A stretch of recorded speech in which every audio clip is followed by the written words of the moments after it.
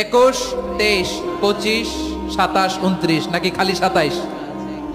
আপনারা কি খালি 27?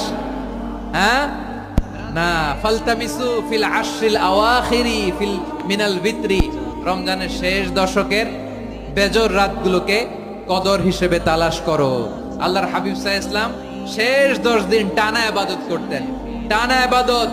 ইদা জাআল আশরু আহিয়াল লাইলা আইকাদা আহলা ওয়া জাদ্দা ওয়া শাদ্দাল মিজার।